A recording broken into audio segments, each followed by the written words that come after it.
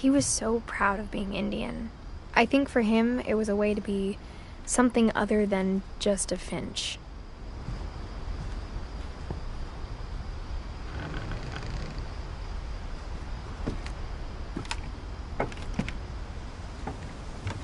On the way back from Lewis's funeral, my mom told me to start packing. She waited until the day before we left to tell Edie.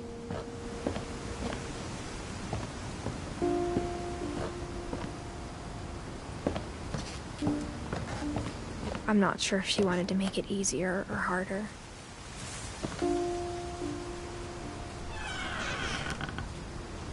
I wish we'd stayed.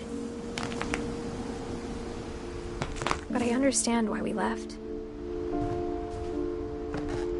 My mom ended up leaving everything behind.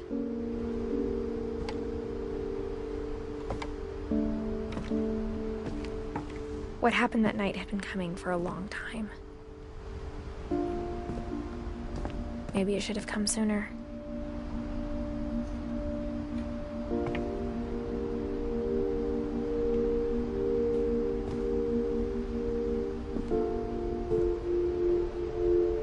But it had to end one way or another. All that's left now was to tell you about that last night.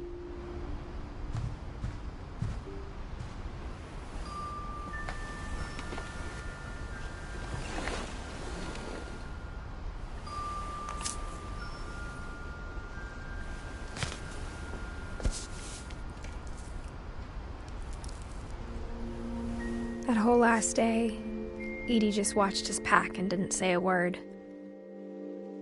Until supper, when she raised her glass and said, "To our final night together, and all our final nights apart." Grandma, you know what I said about alcohol.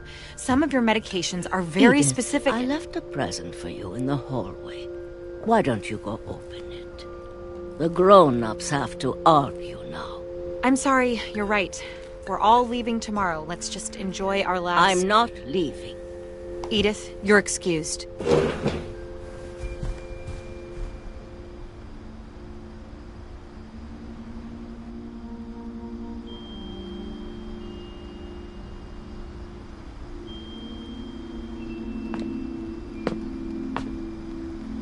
The power had been shut off that morning, but Edie always had plenty of candles.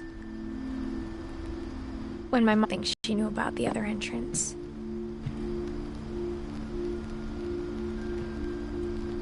Or that Edie had a key to it.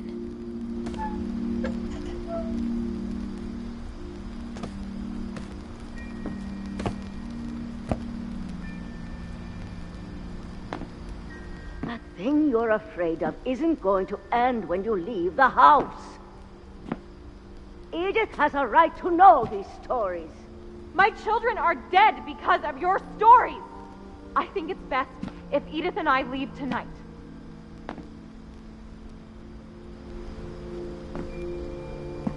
We'll have the nursing home send a van for you in the morning, okay?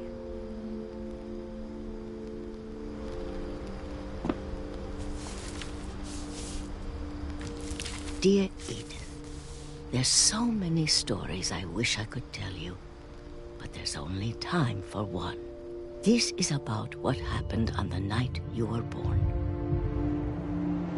That night, the tide went way, way out. It was the first and last time I ever saw the old house aground. There'd been an earthquake out in the middle of the ocean. They called it the lowest tide in 1,000 years. God, it smelled awful. You know, I've seen that house every day of my life.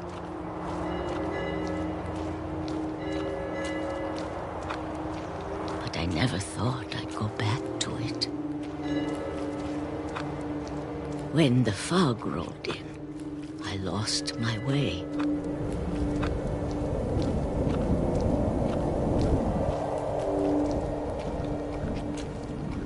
I got turned around.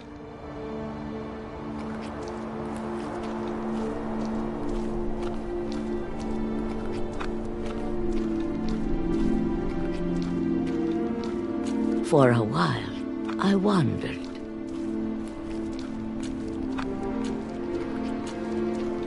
I started seeing things.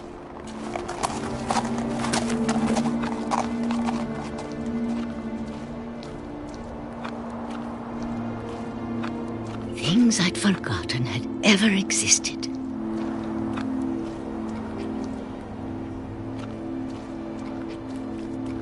But when I saw them, they felt like old friends. That night, a lot of things came back to me.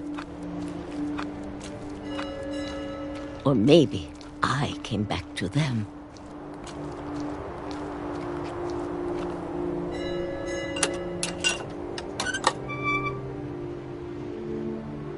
Things I can't explain, but that I need you to try and... Edith, what are you doing in here? It's mine. Edith! Mom, you're gonna rip it! Let go! I kicked and screamed, but Mom dragged me to the car. I never saw Great-Grandma Edie again. The next morning, the van came to pick her up, but she was already gone. After that, we moved around a lot.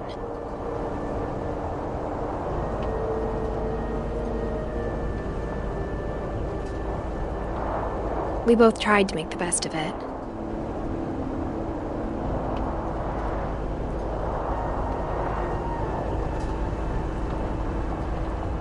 A few years went by.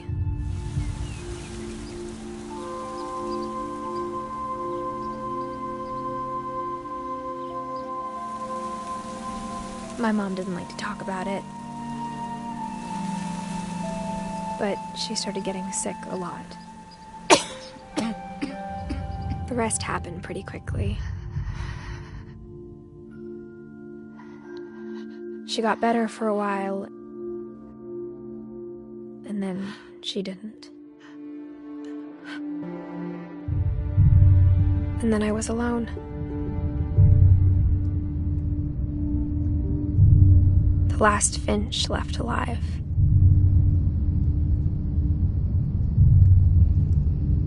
Until I found out about you.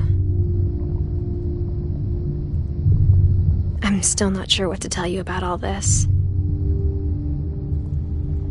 If we lived forever, maybe we'd have time to understand things. But as it is, I think the best we can do is try to open our eyes. And appreciate how strange and brief all of this is. This journal was supposed to be for you.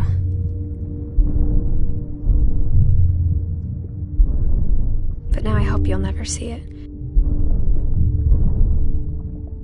I just want to meet you and tell you all these stories myself. But I guess if you're reading this now, things didn't work out that way.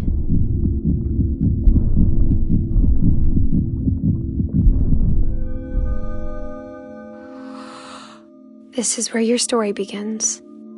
I'm sorry I won't be there to see it. It's a lot to ask, but I don't want you to be sad that I'm gone. I want you to be amazed that any of us ever had a chance to be here at all. Good luck.